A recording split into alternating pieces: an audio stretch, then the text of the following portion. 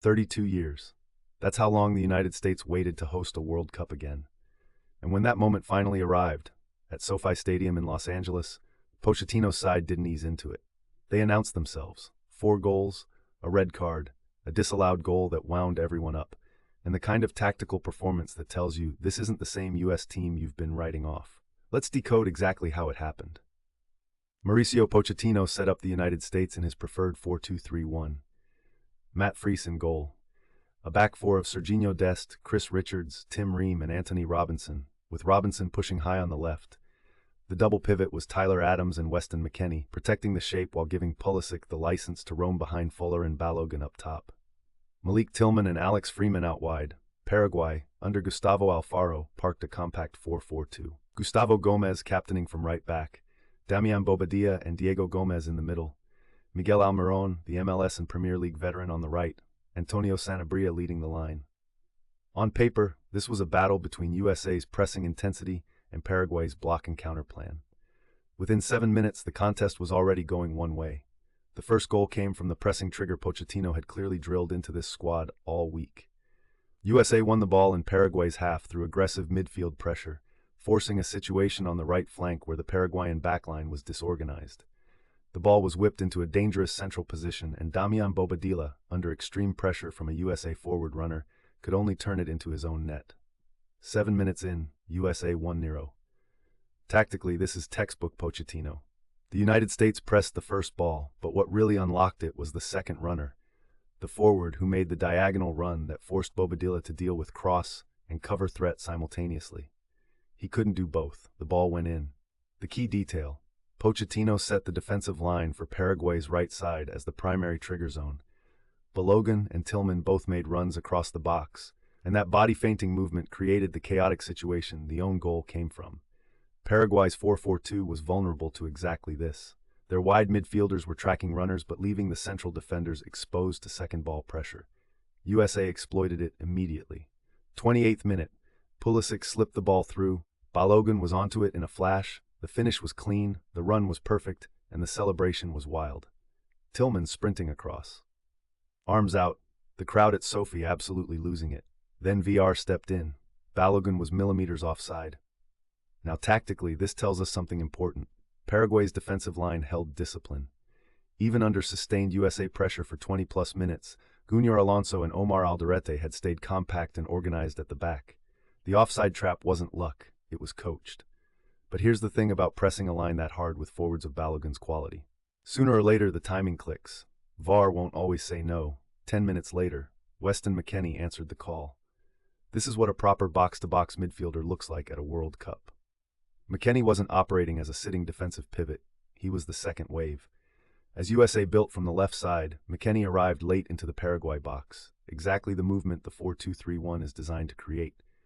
The first pivot, Adams, was covering ground behind. McKennie had the freedom to arrive. The finish was composed. USA 2-0. From a tactical standpoint, Paraguay's 4-4-2 has a structural weakness. When USA moved the ball to the right and pulled Paraguay's left midfielders across, it created a gap on the opposite side that McKennie was designed to exploit.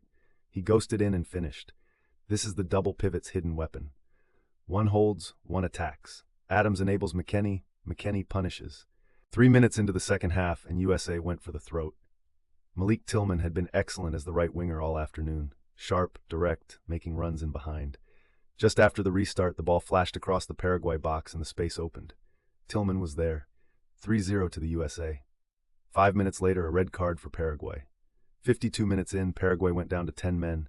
The game was effectively over. But it's worth noting, USA had already broken Paraguay before the red card. The 3-0 lead wasn't a product of the numerical advantage. It was a product of a pressing plan that suffocated Paraguay from the first whistle.